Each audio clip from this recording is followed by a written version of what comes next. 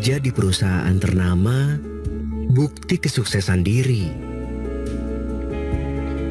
Punya jabatan tinggi dan gaji yang menjanjikan.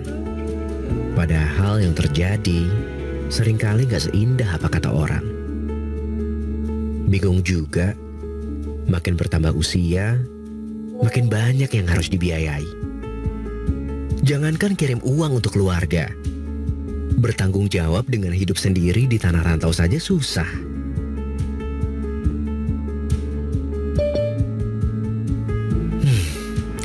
Apa gue mulai bisnis aja ya? Tapi gak gampang juga sih. Mana gak ada waktu, modalnya juga besar.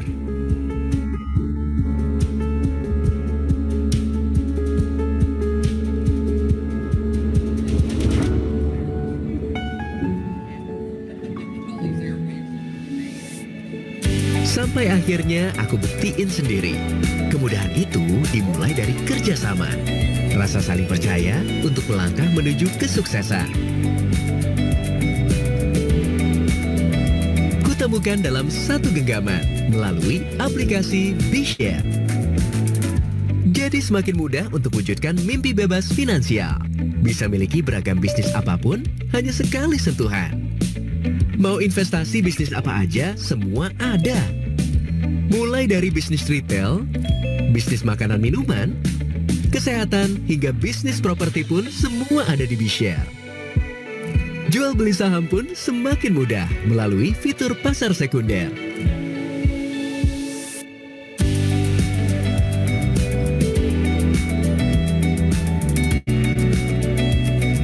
Bukan hanya itu, kita juga dapat keuntungan ketika mengundang teman untuk investasi bersama-sama.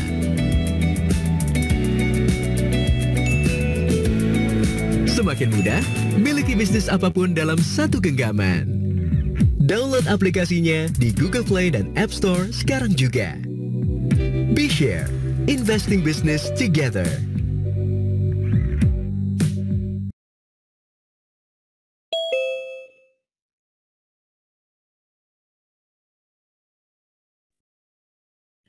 Halo, selamat malam Bizerian semua. Bagaimana kabar kalian hari ini? Semoga kalian semua baik-baik saja dan sehat selalu ya dimanapun kalian berada. Jumpa lagi kita di acara BeShare Tonight Show volume 11. Karena ini pertama kalinya saya menyapa teman-teman Bizerian di acara BTS kali ini, untuk itu saya mau perkenalkan diri saya dulu sama Bizerian agar kita semakin akrab. Perkenalkan, saya Georgie dari BeShare yang akan menjadi MC di acara BTS kali ini. Menemani Bizerian, sambil nanti kita juga dengarkan sharing session dari pemateri kita yang sangat luar biasa loh. Oke, sebelum kita lanjut ke acara BTS-nya, saya mau sapa-sapa dulu nih beberapa Bizerian yang hadir pada acara BTS malam hari ini. Oke, yang pertama ada Kak Agung Muhammad. Halo Kak Agung, boleh dinyalakan sebentar Kak mikrofonnya?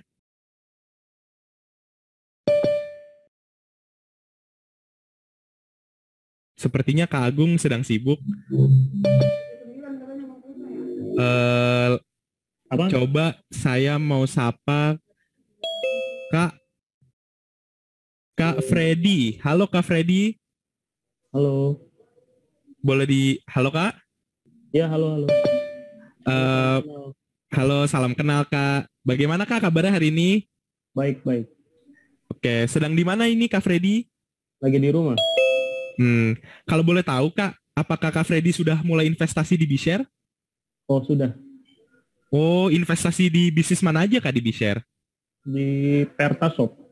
Oh, di Pertashop ya. Mantap. Semoga investasi Kak Freddy ini bisa jadi cuan dan juga berkah bagi Kak Freddy ya. Amin. Oke, selanjutnya Georgie mau sapa lagi.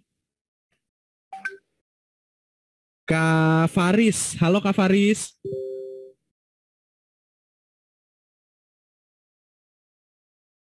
Sepertinya Kak Faris juga sedang sibuk, teman-teman. Sekarang coba Georgie mau sapa Kak Yuda. Halo Kak Yuda.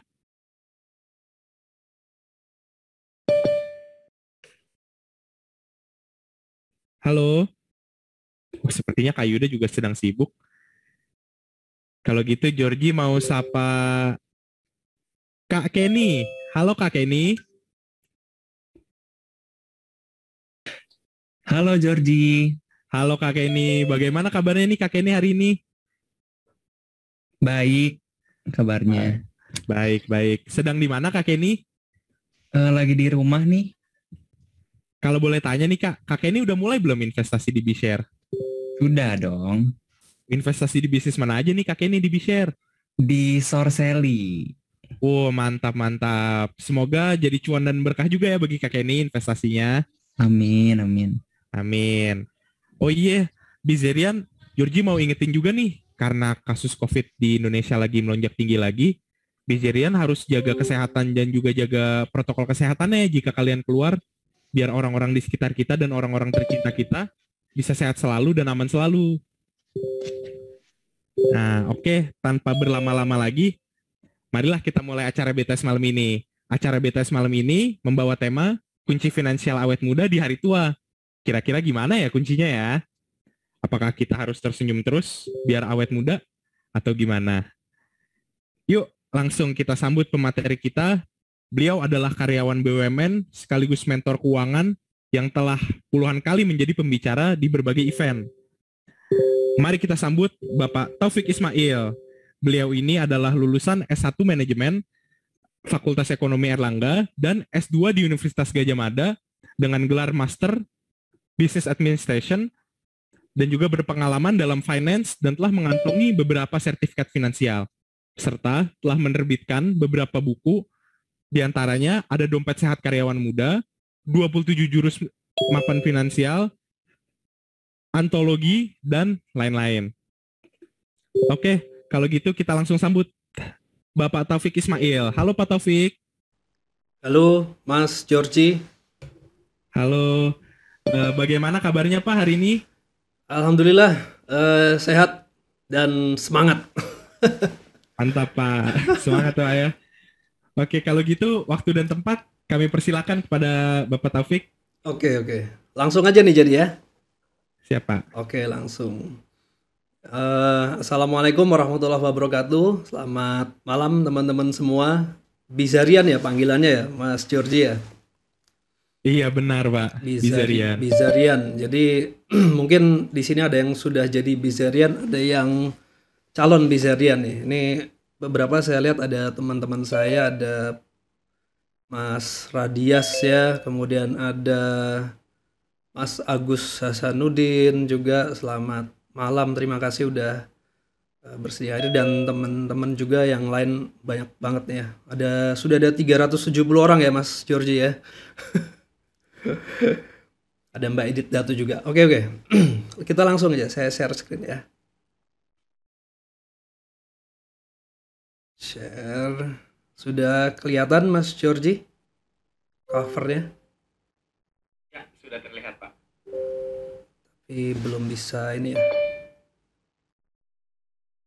Sorry. Oke. Cover udah ya. Keuangan awet muda di hari tua. Oke, ini topik kita ya malam ini ya teman-teman. Jadi kita santai aja sharing. Saya nggak akan berposisi sebagai seorang yang lebih tahu segala macam ya dalam soal keuangan awet muda. Di sini juga saya lihat ada beberapa teman-teman financial planner yang hadir dan mungkin nanti bisa juga sharing dengan kita bersama. Baik, topik kita adalah keuangan awet muda di hari tua. Nah, sebelumnya nih disclaimer ya, ini sifatnya sharing dan edukasi dan bukan saran pengambilan keputusan. Kalau teman-teman nanti terutama di Bizarian ini akan berinvestasi, saya sarankan untuk menganalisa lebih jauh lagi mengenai investasi bisnis yang akan teman-teman investasikan ya. Oke, ini sekilas mengenai saya. Tadi juga sudah disebutkan saya sebenarnya seorang karyawan BUMN ya. Cuman kebetulan hobi saya nih personal finance Mas George. Jadi saya banyak berkutat belajar mengenai personal finance. Jadinya ya akhirnya bikin kayak gini nih, channel YouTube, Instagram, mentorkeuangan.com. Ya, teman-teman yang berkesempatan silakan di like, subscribe ya, kunjungi aja. Ini beberapa buku saya tadi juga sudah disebutkan, ada Dompet Sehat Karyawan Muda, ada Do It Yourself Personal Financial Planning, ada Gold Based Financial Planning ya, perencanaan keuangan berbasis emas. Serta ini 2 antologi, buku Kamu Itu Berharga dan 27 jurus mapan finansial. Jadi semuanya kurang lebih temanya tentang perencanaan keuangan. Seperti itu. Nah, ini kita ngomong langsung masuk nih ya, pertama. Jadi kalau kita ngomong soal human life cycle atau siklus hidup manusia, itu mulai dari dalam kandungan, ya, mulai dari lahir, bayi, merangkak, mulai belajar berjalan, berlari, dewasa ya, ini kuliah, lalu bekerja, nah lalu udah mulai tua dan terakhir kita meninggal. Nah kalau bicara mengenai keuangan hari tua, nah, kurang lebih nanti ada di sekitar sini kita. Ya mulai dari udah mulai agak bungkuk nih mungkin tua ya sampai akhir sampai selesai di dunia ini. Itulah topik bahasan kita akan berputar di sekitar itu. Nah kalau kita bicara mengenai keuangan finansial ya, terutama yang sudah hari tua itu nggak jauh-jauh dari pensiun, Mas Georgie. Ya pensiun itu apa sih sebenarnya? Kita coba samakan persepsi dulu ya. Jadi pensiun itu tidak bekerja lagi karena masa tugasnya sudah selesai. Ya. Pensiun itu masa di mana seseorang berhenti bekerja karena memasuki usia atau kondisi tertentu sehingga harus diberhentikan atau atas permintaan sendiri ya. Jadi Anda bisa pensiun nih sebagai misalnya saya lah contohnya. Taufik bisa pensiun sebagai seorang karyawan dan melanjutkan karir sebagai seorang perencana keuangan misalnya gitu. Jadi pensiun itu udah nggak kerja lagi dan bisa terjadi berkali-kali. Jadi misalnya Mas Georgie hari ini sebagai Bizarian, terus berhenti pensiun. Nanti tahun depan kerja lagi jadi seorang konsultan. Lalu pensiun lagi jadi konsultan, jadi karyawan lagi. Itu bisa seperti itu. Pensiun itu bisa berkali-kali. Nah, umumnya di Indonesia, ini seseorang ini pensiun di usia 56 sampai 60 ya. Macam-macam, ada yang 60, ada yang kalau guru besar di universitas itu bisa di atas 60 ya. Dan umumnya setelah pensiun itu tidak bekerja lagi. Jadi udah selesai, nggak kerja secara aktif lagi. Ya, kalau udah pensiun, udah tua. Nah, makanya sering kadang kita campur mix antara pensiun sama hari tua. Jadi kalau pensiun itu biasanya di usia 56, 60 dan kemudian tidak bekerja lagi. Ini yang umumnya di Indonesia. Ya. Nah, pada saat pensiun ini biasanya ngapain nih? Nah, ini yang umumnya dilakukan di orang Indonesia. Ada yang lalu setelah pensiun pekerjaannya traveling atau mau fokus ibadah bisa juga ya. Ada yang melanjutkan hobinya mengajar. Nah, atau berbisnis atau menjadi trader ya, trader saham atau ternak teri. Nah, Mas Georgie tahu nggak di ternak teri ini apa nih Mas Georgie? Nggak tahu Pak. Nggak tahu. Binatang mungkin Pak. Ternak teri itu antar anak antar istri. Jadi kerjaannya ya antar anak antar istri setelah pensiun. Jadi ini yang banyak dilakukan setelah pensiun ya. Tapi lalu sama definisi yang tadi jadi agak mix dong. Udah pensiun, tapi lalu masih berbisnis, masih mengajar, masih menjadi seorang trader. Nah ini artinya dia pensiun dari pekerjaan sebelumnya lalu melanjutkan karirnya sebagai seorang businessman misalnya gitu. Menjadi seorang guru misalnya, menjadi seorang trader misalnya ya. Seperti itu. Nah, kita akan coba bahas apa aja sih kalau pengeluaran seseorang kalau pada saat dia sudah pensiun ya. Ini yang kebanyakan adalah ini. Cicilan utang. Nah, ini saya kasih tanda tanya nih. Ini kalau cicilan utang itu sebenarnya menjadi satu hal yang tanda kutip perlu diwaspadai ya saat sudah pensiun nanti ya. Karena biasanya pada saat sudah pensiun maka seseorang tuh nggak punya lagi penghasilan yang aktif. Nah, sehingga ini akan menjadi cukup ya harus diwaspadai ya seperti itu. Apakah masih perlu ada cicilan utang pada saat pensiun? Biasanya ini harusnya sudah selesai. Lalu apalagi pengeluaran saat pensiun? Biasanya biaya-biaya kegiatan sosial ya, sedekah misalnya gitu. Atau dengan komunitas, misalnya hobinya berkendara motor atau naik sepeda. Nah, maka akan ada biaya-biaya seputar untuk komunitas tersebut. Lalu yang mungkin meningkat nih Mas Georgie adalah biaya kesehatan pada saat sudah pensiun ya. Karena seiring usia kesehatan kita bisa aja semakin menurun. Nah itu makanya pentingnya kita selalu jaga kesehatan sejak awal muda. Ya investasi kesehatan itu penting banget. Jangan sampai pas sudah tua langsung ngedrop ya. Mudah-mudahan yang Bizarian di sini semua selalu sehat walafiat ya. Lalu pengeluaran hobi, pengeluaran untuk traveling ini juga banyak. Karena udah nggak kerja aktif, maka akan banyak pengeluaran seputar hobi ya, traveling. Dan tentunya ini kebutuhan rutin juga masih ada. Ya beli pulsa, listrik rumah, air, bahan bakar ya, perawatan rumah dan juga pajak. Ini contoh-contoh pengeluaran saat seseorang sudah memasuki masa pensiun. Namun kalau saya sampaikan ya, pensiunan di Indonesia itu minim persiapannya Mas Georgie ya. Di suatu survei dari HSBC ya, Future of Retirement Bridging the Gap tahun 2019, ini 9 dari 10 responden ini menyatakan kekhawatirannya untuk menutup beragam biaya di masa pensiun. Jadi biaya-biaya tadi ya, kesehatan, hidup, itu sebagian besar 90% itu khawatir. Sanggup nggak sih saya menutup biaya itu? Nah, begitu 9 dari 10 responden menyatakan kekhawatiran, tapi ternyata ya hanya 30% responden yang menabung untuk masa pensiun. Jadi udah tahu khawatir, tapi ya tetap aja nabungnya cuman hanya 30 responden yang menabung ya. Masih tidak terlalu banyak. Dan sisanya tetap khawatir akan kehabisan dana pensiun. Dan ini 2/3 responden menyatakan akan lanjut bekerja setelah pensiun. Ini yang seperti saya sampaikan tadi ya. Jadi setelah pensiun di pekerjaan sebelumnya, dia akan lanjut karir yang lain ya, dengan pekerjaan yang lain. Dan 3/4 responden ini mengharapkan anaknya membantu. Namun pada faktanya kurang dari 1/3 responden yang menerima bantuan. Nah ini, banyak responden mengharapkan ada keluarga membantu, tapi ternyata hanya 1/3 saja yang menerima bantuan. Nah itu yang namanya generasi sandwich ya teman-teman.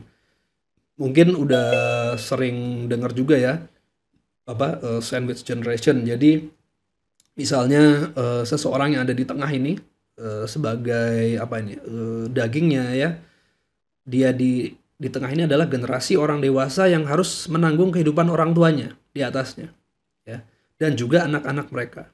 Jadi generasi sandwich ini terjepit di tengah, sementara mereka masih harus menghidupi diri mereka sendiri, anak-anak mereka, tapi juga harus membantu orang tua mereka.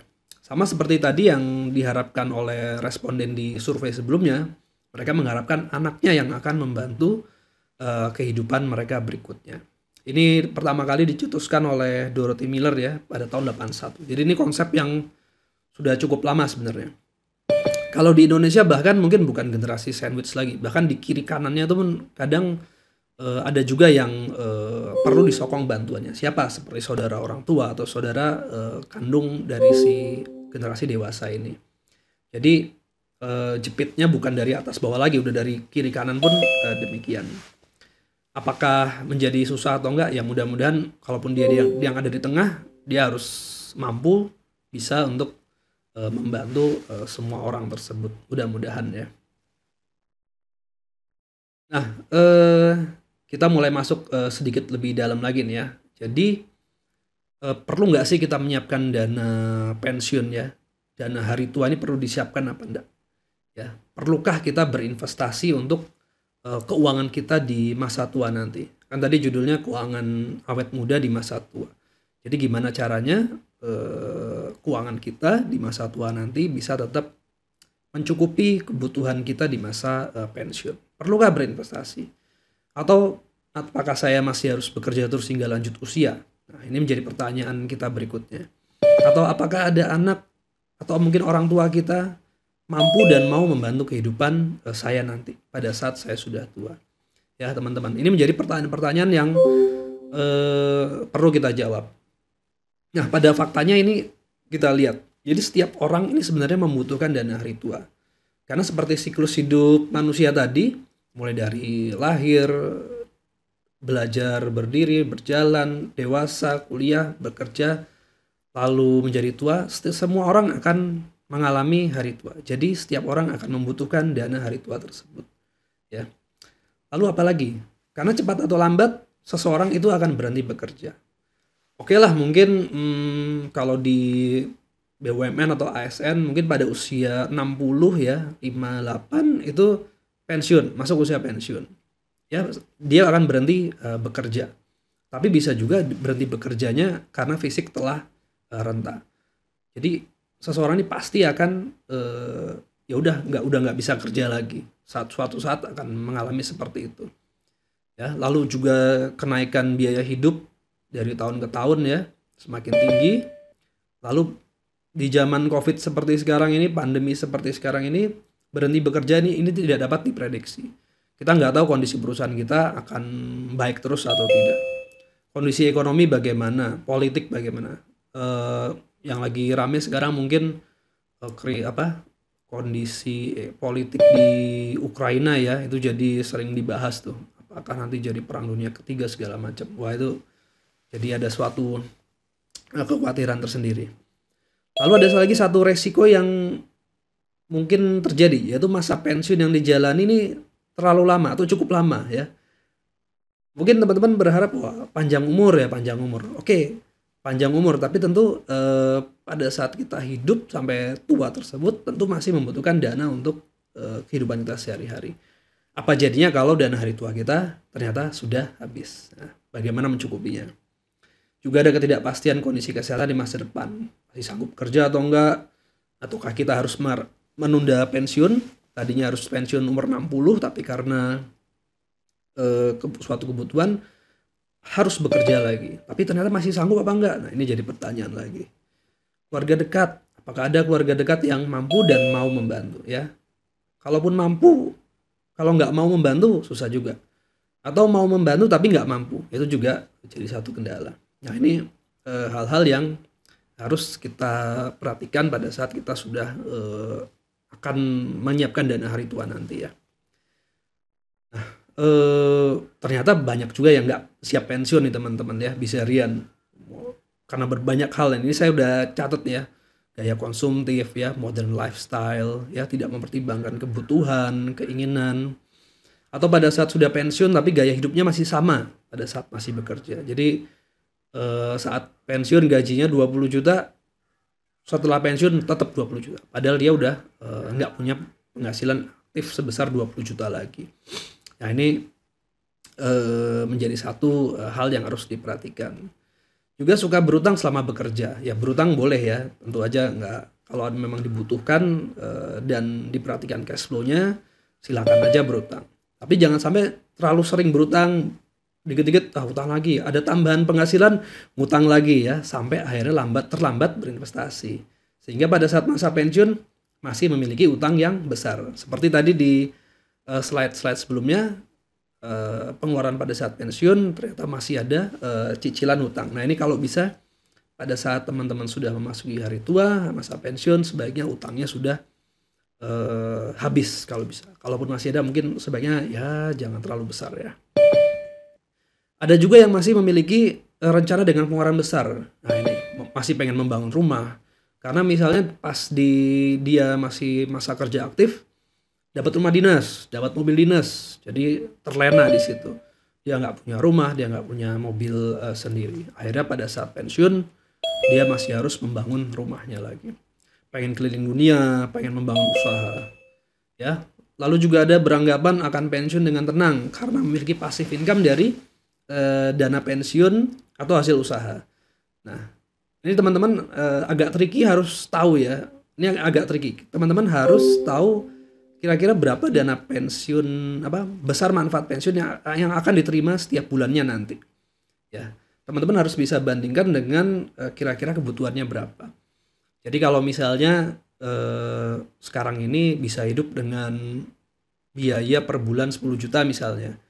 Lalu pada saat pensiun taruhlah menjadi 70% jadi 7 juta. Nah, dana pensiunnya apakah sebesar itu tiap bulan? Kalau nggak sebesar itu, nah, maka harus ada yang diatur ya. Demikian juga dari hasil usahanya seperti apa. Nah, karena ini teman-teman ini banyak yang tidak memiliki perencanaan keuangan atau tidak melakukan perencanaan keuangan dengan baik.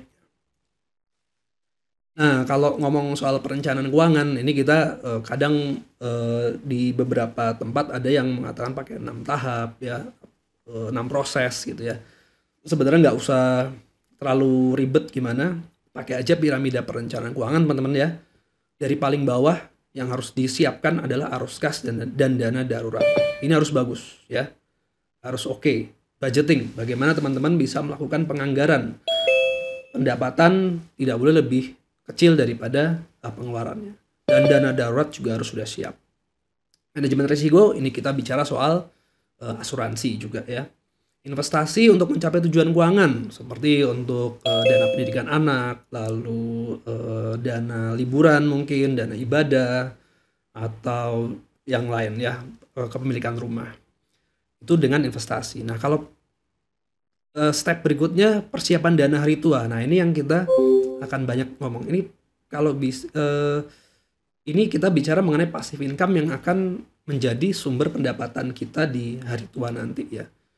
Apakah dari capital gain atau dari recurring income, itu ada pilihannya seperti itu. Lalu terakhir adalah distribusi. Kita bicara mengenai waris atau wasiat. Jadi perencanaan keuangan nggak usah susah-susah. Pertama, paling bawah siapin arus kas yang bagus ya, surplus, jangan sampai defisit. Dana darurat harus cukup, 6-12 kali pengeluaran bulanan. Punya asuransi jiwa atau kesehatan.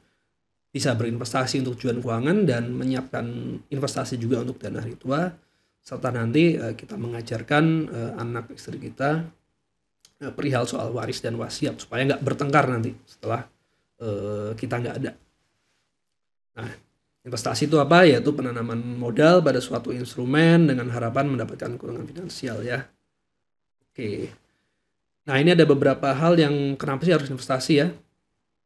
Ya tentunya untuk menghasilkan pendapatan, untuk memenuhi kebutuhan di masa depan ya, supaya financial freedom ya, atau mengamankan kekayaan dari inflasi, dan terakhir adalah mempersiapkan masa tua yang tenang. Nah, ini kita investasi supaya masa tua kita nanti bisa enak dan nyaman. Keuangannya walaupun kita sudah tua nanti, tapi keuangannya tetap awet muda karena sudah disiapkan dengan baik dengan berinvestasi. Nah, sebelum berinvestasi, nah ini yang beberapa hal yang teman-teman harus perhatikan ya. Cash flow-nya harus surplus, tidak boleh defisit dulu. Kalau cash flow-nya teman-teman masih defisit, belum surplus, sebaiknya untuk berinvestasi harus tunda dulu, di stop dulu. Ininya harus bagus dulu ya cash flow-nya, karena ini kunci awal dari perencanaan keuangan yang baik ya. Cash flow-nya harus surplus ya.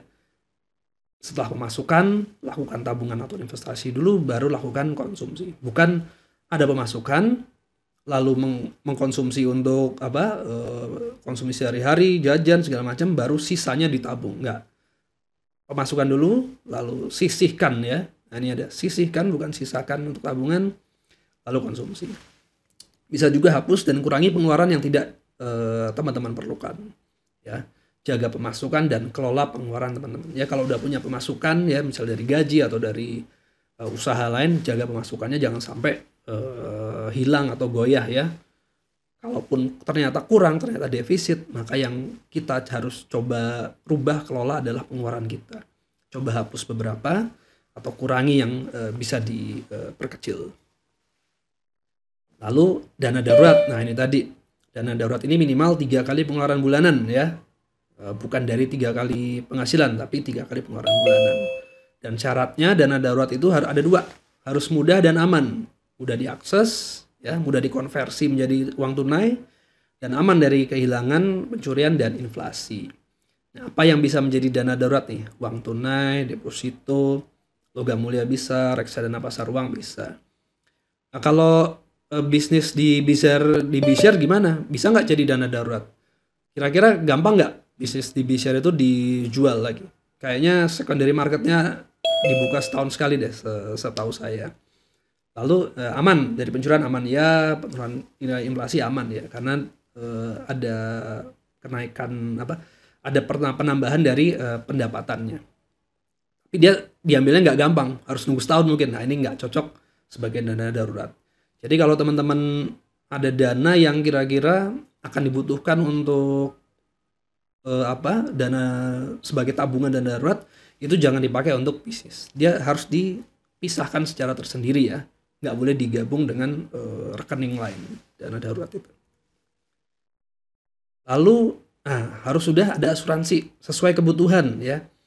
Asuransi tidak boleh under dan juga tidak boleh over. Cukupkan sesuai kebutuhan.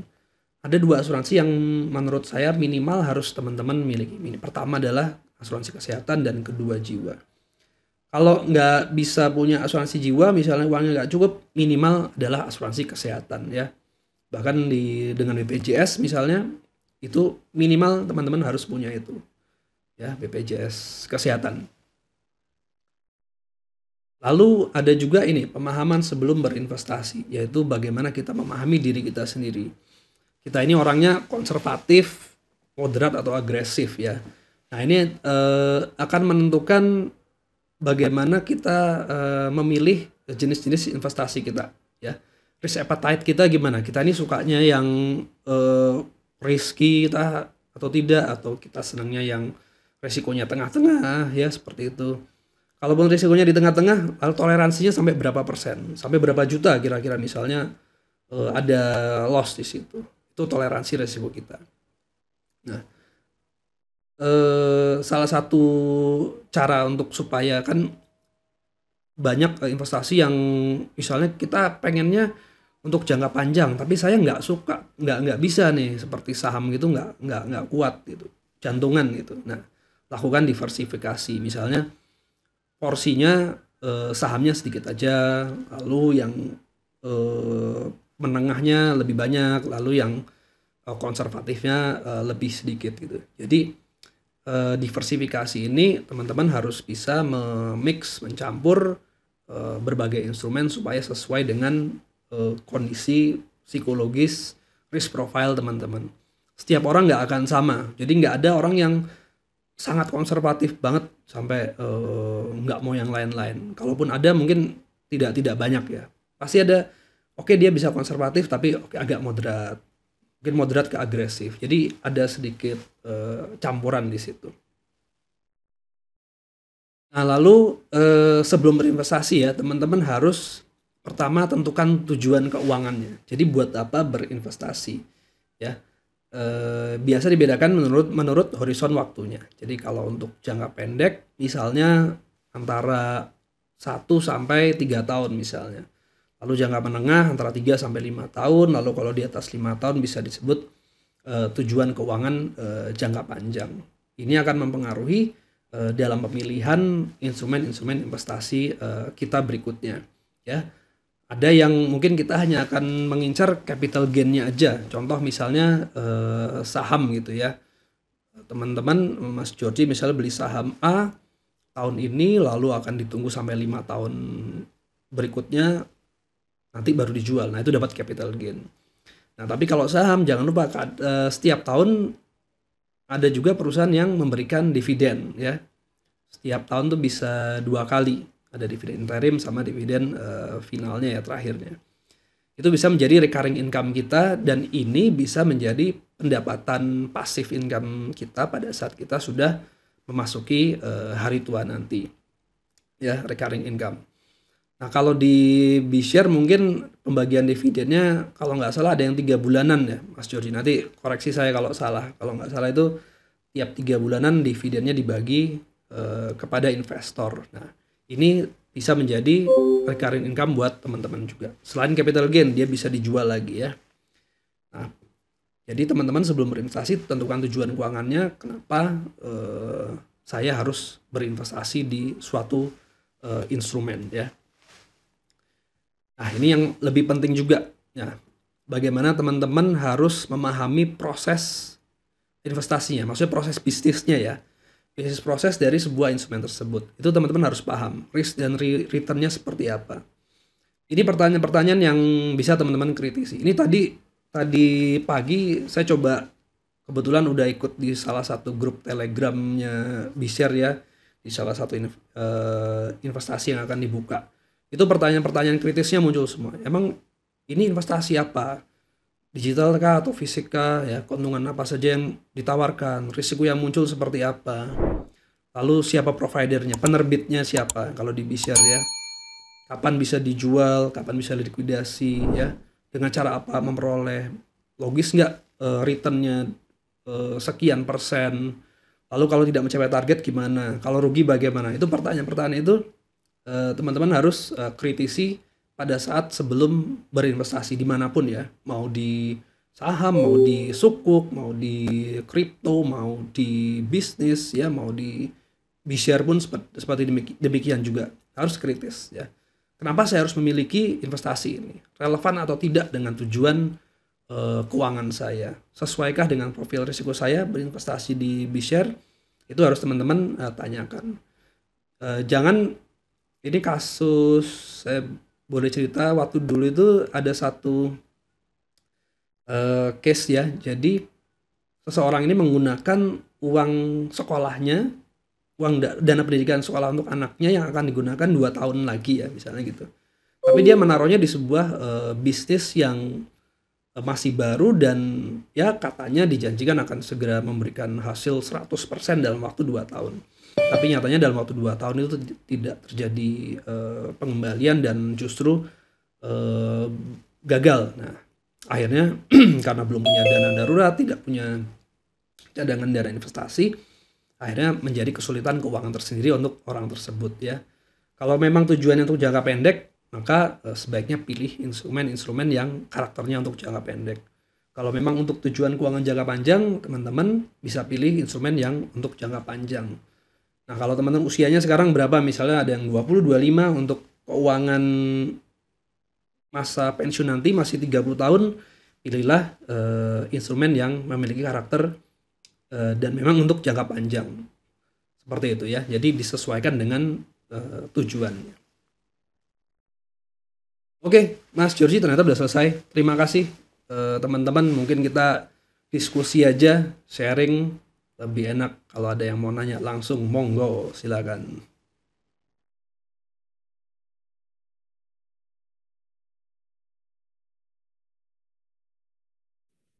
Wah, luar biasa sekali Pak Taufik materinya yang disampaikan. Ya. Mantap banget Pak. Ya, silakan kalau ada yang mau. Ini ya tentang pensiunan ini ya, dana hari tua lah ini. Nah, apakah Bizarian ada pertanyaan untuk Pak Taufik? Silakan. Dipersilakan. Mau open mic atau chat atau gimana?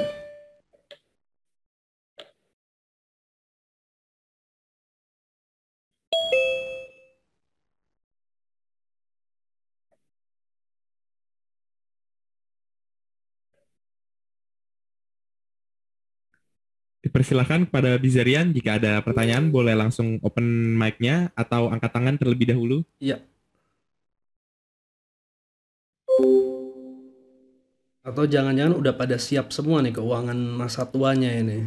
Jadi Nah, ada pertanyaan nih Pak Taufik Wadah. dari Kak Agung Muhammad. ya, Kak Agung bertanya, gimana cara kita agar tetap konsisten dalam berinvestasi? oke. Ini ya. Halo Mas, gimana cara kita agar tetap konsisten dalam berinvestasi? Oke. Saya langsung jawab aja ya, Mas Georgie ya. Oke, Mas Agung Muhammad. Kalau mau konsisten berinvestasi, salah satu tipsnya sebenarnya adalah Mas Agung harus punya satu target, punya satu tujuan, ya.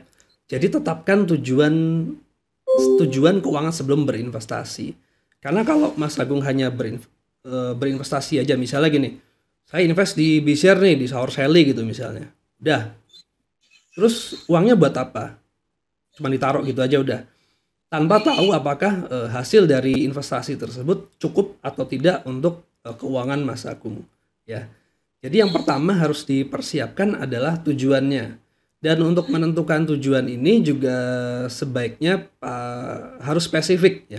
Kita bisa pakai kaidah ini Mas Georgie SMART.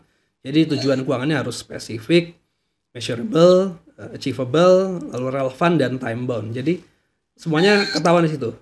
Spesifik misalnya pengen sebuah rumah dengan 2 lantai dengan harga 1 miliar di jalan raya mana gitu misalnya dalam waktu 2 tahun lagi. Nah, kalau sudah ketemu seperti itu, kita bisa hitung berapa sekian rupiah yang harus disetiapkan setiap bulannya. Nah, lalu gimana caranya supaya konsisten? Mas Agung bisa pakai sistem auto debit, ya. Bisa taruh di reksadana secara otomatis setiap bulan dia langsung motong nih, misalnya 2 juta tiap bulan, 2 juta tiap bulan, seperti itu. Jadi supaya konsisten itu bisa pakai auto debit dan harus dipotong di awal, harus dikeluarkan pos investasi ini di awal. Jadi setelah terima gaji, nah langsung invest. Jangan nunggu tadi kalau udah ada Mas Agung udah beli kebutuhan rutin, udah beli keinginan, misalnya habis beli sepeda, lalu nanti bingung buat investasinya kurang nih gitu. Di awal. Jadi sebaiknya investasi itu di awal. Segera setelah ada menerima pendapatan. Itu Mas Agung mungkin ya, pakai auto debit dan keluarkan di awal. Dan tentunya udah punya budgetnya berapa yang harus diinvestasikan setiap bulannya. Itu mungkin Mas Georgie. Nah, sangat ini apa insight-nya ya. Saya tadi mendengarkan banget itu. Selanjutnya ada lagi nih Mas, pertanyaan. Saya gabung jadi satu pertanyaan ya. Jadi pertama ada Kak Fikri yang nanya, biasanya untuk mahasiswa aktif itu investasi apa yang tepat? Nah, dan ini hampir mirip nih sama pertanyaannya Kak Kanesia. Nah, kalau misalnya untuk investasi dengan nominal kecil itu bagusnya di investasi apa? Oke. Mahasiswa aktif investasi apa yang tepat supaya bisa tercapai financial freedom setelah lulus? Wah, ini mantap ini. Lalu satu lagi tadi apa? Kalau investasi apa yang tepat untuk nominal kecil? Oh, nominal kecil. Oke. Nah, jadi gini. Nominal kecil dan apa yang mahasiswa aktif investasi apa yang tepat. Jadi sebenarnya investasi itu macam-macam ya. Ini kalau kita ngomong soal instrumennya ya, mulai dari paling bawah deh, misalnya tabungan, lalu deposito, lalu kita ngomong mungkin reksadana pasar uang, lalu kita ngomong lebih naik lagi ke reksadana campuran, lalu obligasi, sukuk, lalu saham, lalu mungkin aset kripto, lalu mungkin bisnis ya, bisnis seperti di B-share gini, ini resikonya cukup tinggi. Tapi hasilnya tentu aja high risk high return. Jadi di semua jenis bisnis ini sekarang ini Mas Fikri sama Mbak siapa tadi satu lagi? Mas Fikri sama Kanesa ya. Iya. Sebenarnya mau pakai instrumen apapun itu bisa dan boleh. Saran saya adalah sesuaikan dengan tujuan keuangannya. Jadi kalau misalnya Mbak Kanesa kemampuannya misalnya sedang terbatas, kecil gitu ya sekarang. Tapi Mbak Kanesa sudah tahu pengen apa, tujuan keuangannya apa. Misalnya taruhlah pengen punya rumah gitu misalnya ya. Pengen punya rumah dalam waktu 3 tahun lagi lah, seperti itu. Tentunya kalau hanya bisa kecil ya bisa di reksadana, itu bisa ya Mas Georgie. Sekarang reksadana itu mulai dari satuan 10.000, 50.000 itu sudah bisa. Logam mulia dari 10.000, 25.000-an pun sudah bisa. Di bisnis di B-share juga berapa minimal sekarang? 1 juta ya sekarang ya. Iya benar. 1 juta. 1 juta minimalnya. 1 juta minimal itu sudah bisa punya bisnis secara berpatungan seperti itu. Nah, jumlahnya tentu harus disesuaikan dengan target tadi ya. Saya sampaikan punya tujuan yang smart, sudah ketahuan targetnya berapa, tinggal kita tentukan kita akan invest per bulan berapa, per tahun berapa, seperti itu. Nah, kalau untuk Mas Fikri, mahasiswa aktif investasi apa yang tepat? Apa aja, saya nggak tahu nih tujuannya Mas Fikri apa dulu sekarang. Pengen bisa tercapai financial freedom. Nah, financial freedom ini ada beberapa hal yang harus dilihat ya. Financial freedom itu ada yang mengatakan aset kita sudah bisa menghasilkan income sejumlah pengeluaran kita setiap bulannya. Jadi kalau misalnya Mas Fikri pengeluarannya per bulan 5 juta, aset Mas Fikri harus sudah bisa menghasilkan 5 juta. Which is untuk menghasilkan 5 juta itu tentu Mas Fikri harus investasi dulu kan. Harus berusaha aktif dulu nih, ya. Kumpulkan dulu sampai mendapatkan sebuah akumulasi investasi yang bisa menghasilkan 5 juta per bulan. Nah, investasi apa? Nah, pengennya berapa lama? Kapan tercapainya itu harus dihitung lagi ya. Misalnya 5 tahun lagi, 10 tahun lagi, maka tinggal dihitung mundur aja per bulan harus investasinya berapa juta per bulan atau per tahun. Jadi gitu Mas Georgie. Jadi kita harus tahu apa dulu yang kita tuju dan kita harus sudah punya target sekian rupiah. Baru dari situ kita tentukan per bulan kita harus invest berapa rupiah. Itu Mas Georgie, Mas Fikri. Mudah-mudahan menjawab nih. Itu berlaku untuk berarti semua umur ya Pak ya? Semua Jadi umur. Betul. Oh, dari umur berapa saja kita harus, yang penting tujuannya harus jelas gitu Pak ya? Iya, jadi kayak saya gitu misalnya ya, tinggal 10 tahun lagi mau pensiun gitu, umur 55, 10 tahun lagi pensiun. Dan saya punya kebutuhan misalnya 2 miliar rupiah gitu, Mas Georgie. Ya tinggal dirunut balik aja, 10 miliar, berapa? 2 miliar ke 2 miliar selama 10 tahun harus bisa dicapai.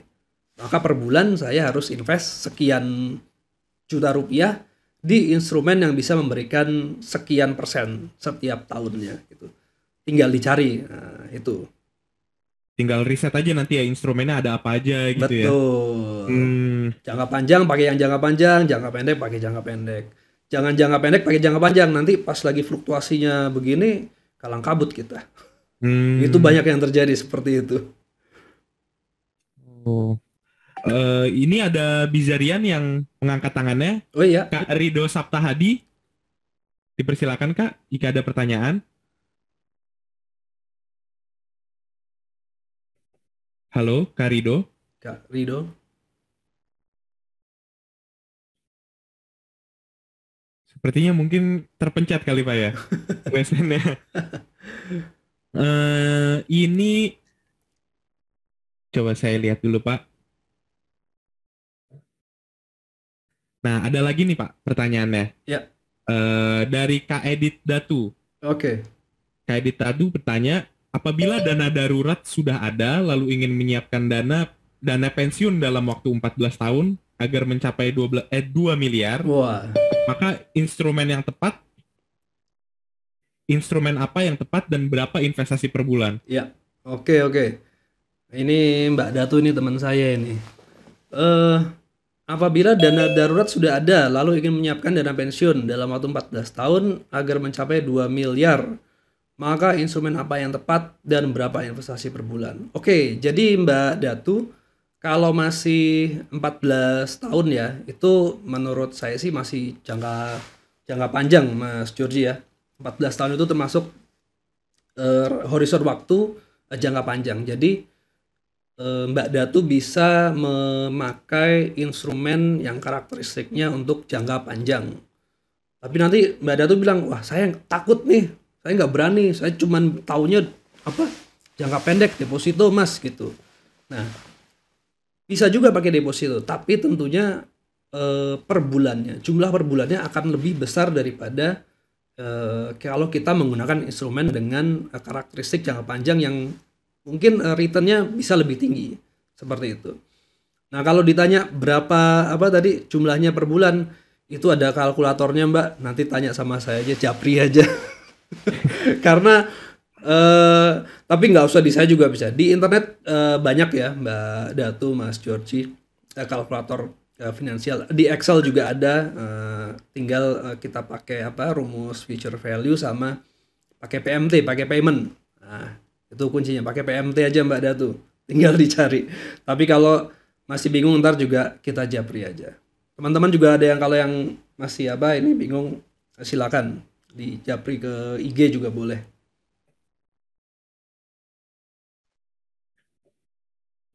Wah ini baru ada pertanyaan yang masuk Pak, ini agak panjang, saya bacakan dulu Pak. Oke siap. Pertanyaan dari Kak Ronald. bagaimana cara kita merencanakan keuangan jika tinggal di Jabodetabek atau mungkin daerah lain? Karena saya sempat berpikir tahun ke tahun negara makin terbuka dan berkembang, dan kita pun akan terpengaruh dengan gaya hidup. Jika kita masuk masa dewasa, kita akan punya istri, anak, keluarga istri, dan juga lingkungan tempat tinggal kita, dan kita bekerja tanpa pengembangan karir sehingga gaji hanya UMR dari tahun ke tahun. Jika kita buat perencanaan kebutuhan sehari-hari, istri, anak, keluarga kita, atau keluarga istri yang mungkin karena gengsi kita nggak mau harus ikut bantu juga, dan tambah untuk pensiun, investasi yang cocok apa? Logam mulia, deposito, reksadana, B-share, atau saham? Atau kita cukup selamatkan diri per bulan. Oke. Wah, ini lucu juga nih Pak Ronald ini.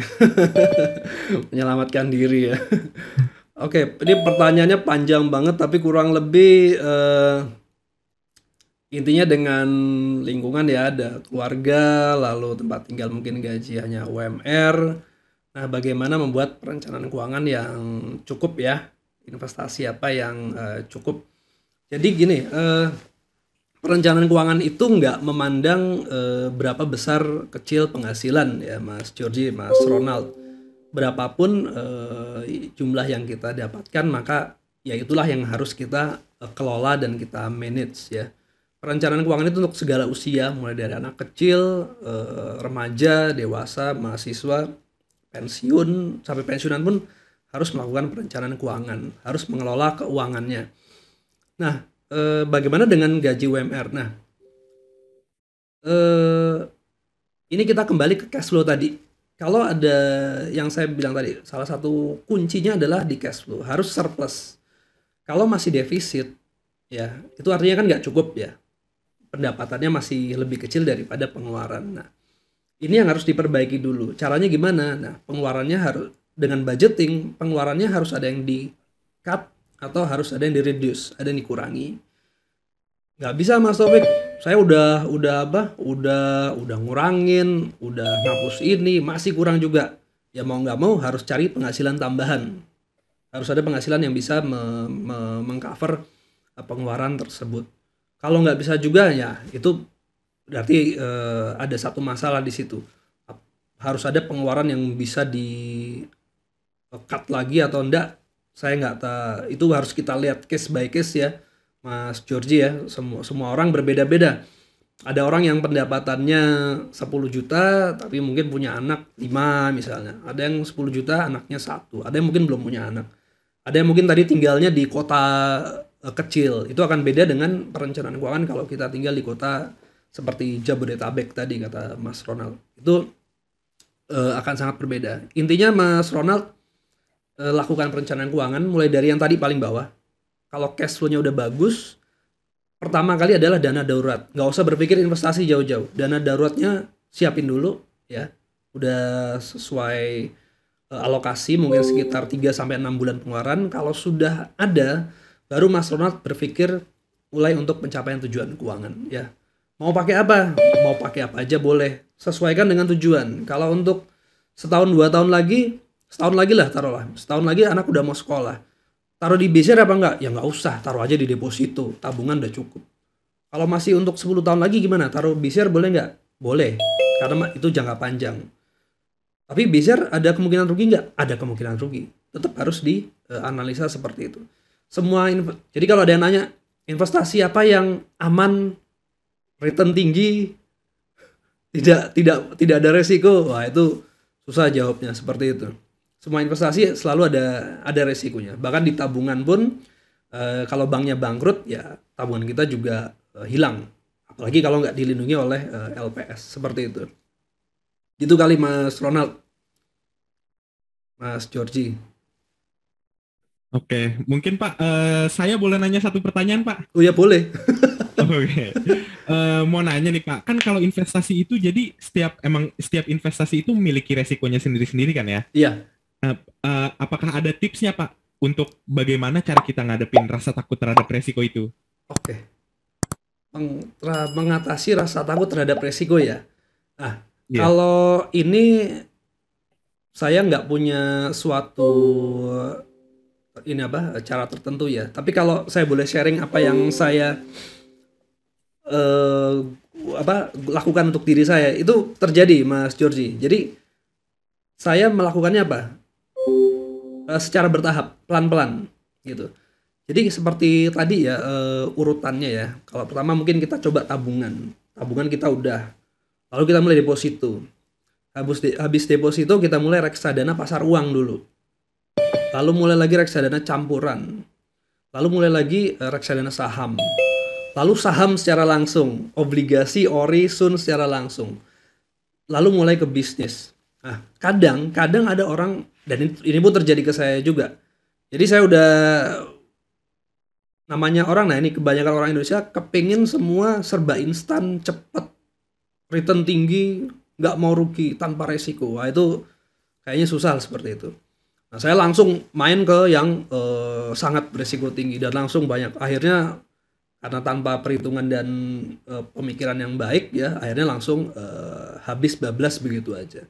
Nah saran saya itu kan, nah itu kalau saya kan terlalu berani ya mengambil resiko ya, Mas Georgie. Nah kalau untuk Mas Georgie untuk mengatasi resikonya itu mulai dari yang paling bawah secara bertahap, Mas Georgie. Ya, misalnya Mas Georgie masih takut nih kemana ke saham gitu misalnya ya. Coba masuk secara perlahan sedikit dulu. Nanti di situ terlatih tuh ininya apa jiwanya. Apa jantungnya terlatih lah gitu, ibarat kata gitu ya. Tapi itu saya rasakan sendiri juga. Jadi dulu rugi 5%, 10% tuh rasanya bingung gitu. Wah udah turun gini, pusing gitu kan. Tapi setelah kita udah lebih paham, lebih terlatih, ngelihat angka saham seperti kemarin turun sampai 20%, 30%, saya fine aja. Karena saya udah tahu uang yang di saham itu buat apa, dan saya punya dana darurat. Jadi ya buat apa di cut loss? Tenang ya. Jadi nggak ada rasa khawatir seperti itu. Jadi tipsnya satu, sesuaikan dengan tujuan ya. Jadi kalau Mas Georgie punya tujuan jangka pendek, taruhnya ya di instrumen jangka pendek, jangan di saham. Yang di saham sendiriin untuk dana pensiunnya Mas Georgie, dana hari tua itu. Mau rugi kayak gimana biarin dulu. Malah ada kesempatan untuk beli lebih murah harganya kan, seperti itu. Jadi silakan dilatih secara perlahan gitu. Jangan langsung gerusa-gerusu, jangan pakai dana panas, uang dapur, pakai dana dingin sesuai budget ya. Budgetnya berapa buat invest? Antara 10 sampai 20% dari pendapatan sekitar itu. Oke deh. Terima kasih banyak Pak atas jawabannya. Nggak kerasa ya Pak, udah 1 jam saja nih kita bersama di sini. Iya. Itu masih ada yang tanya itu. Oh masih ada yang tanya ya? Itu angkat tangan itu. Oh iya. Terakhir ini kali itu. Kak Rido Sapta Hadi ya? Halo Kak, boleh di unmute? Nah.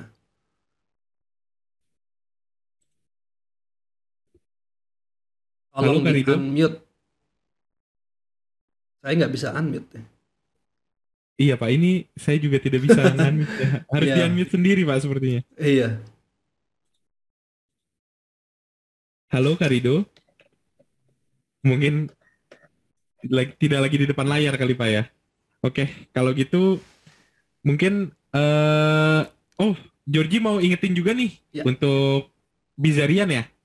Bahwa sekarang di Bizer sedang berlangsung pendanaan untuk 3 bisnis.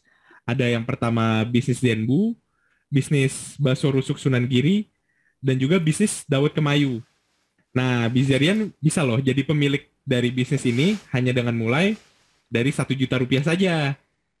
Nah, Bizarian bisa cek detail selengkapnya di aplikasi Bizshare yang bisa di-download di App Store dan juga Google Play Store. Nah, untuk Bizarian yang ingin langsung mulai investasi nih, pada kesempatan kali ini. Halo, selamat malam. Halo. Saya mau bantu Pak Rido, kayaknya tadi mic-nya bermasalah deh. Mau tanya, di umurnya sekarang kan 28 tahun. Nah, dia mau pensiun di usia 40 tahun, kira-kira instrumen investasi yang tepatnya apa ya? Usia 28, Lalu? Mau pensiun di usia 40 tahun, pendapatannya sekitar 21 juta per bulan. Oke, ini boleh dijawab Mas Georgie? Ya, boleh Pak. Silakan, Terakhir. Pak. Oke, Mas Rido, untuk mengetahui berapa dana yang harus disiapkan, itu Mas Rido harus melakukan ini dulu ya, mengetahui berapa dana yang harus disiapkan pertama, target dananya ya. Target dana di umur 40 tahun nanti mau pensiun ya, itu berapa yang harus disiapkan. Nah, cara untuk mengetahui berapa yang harus disiapkan adalah kita biasa lakukan simulasi seperti ini. Jadi biaya hidupnya Mas Rido berapa per bulan? Apakah tadi seperti disampaikan 20 juta per bulan? Nah, 20 juta per bulan ini kita hitung future value-nya 15 tahun lagi. Tadi usia 25, mau pensiun usia 40. Maka masih ada 15 tahun lagi ya. Nah, 15 tahun lagi itu future value dari 25 juta per bulan akan menjadi berapa di 15 tahun lagi. Nah, itu lalu kita hitung kebutuhannya sampai dengan usia harapan hidup Mas Rido. Dari 40 tahun lalu mungkin harapan hidupnya sampai usia 75 taruhlah, maka masih akan digunakan selama 35 tahun. Nah, dari 25 juta per bulan tadi yang sudah di future value kan tinggal dikalikan saja sampai usia masa hidup 35 tahun berikutnya. Nah, itu biasanya angkanya udah miliaran Mas Georgie gitu. Nah, udah miliaran nanti, maka itu akan menjadi target yang smart untuk Mas Rido.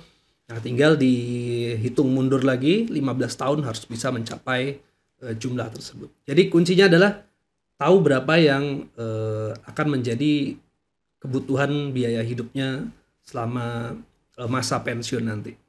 Itu ada hitungannya sendiri. Kayak nggak cukup waktunya kalau dihitung di sini. Demikian Mas Rido, Mas Georgie. Ya, terima kasih Pak Taufik. Nah, tadi Georgie ingin ingatin Bizerian nih, ada info. Nah, untuk Bizerian yang ingin langsung memulai investasi di BShare, pada kesempatan ini kami mau berikan voucher spesial khusus untuk Bizerian. Nah, kode voucher ini bisa digunakan untuk berinvestasi di BShare tentunya.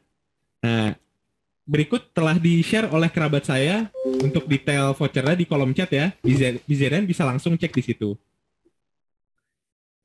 Sebelum Georgie mengakhiri acara BTS pada malam hari ini, boleh ya Georgie minta foto untuk dokumentasi bersama semua Bizerian dan juga Pak Taufik. Oke. Bizerian boleh tolong dinyalakan kameranya ya.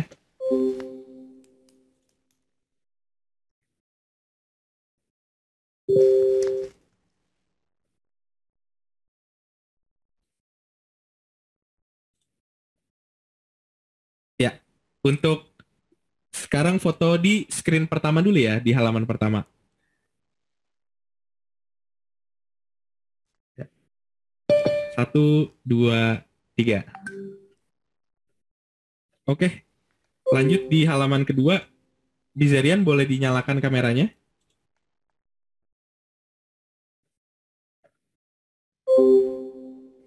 Satu, dua, tiga. Dan yang terakhir nih di halaman 3 ya. 1, 2, 3. Ya, terima kasih banyak Bizerian semuanya yang udah menyalakan kamera. Nah, sebelum Georgie mengakhiri acara ini, kami ingin berterima kasih banyak kepada Bapak Taufik Ismail karena telah bersedia menjadi pemateri di acara BShare Tonight Show volume 11 malam ini.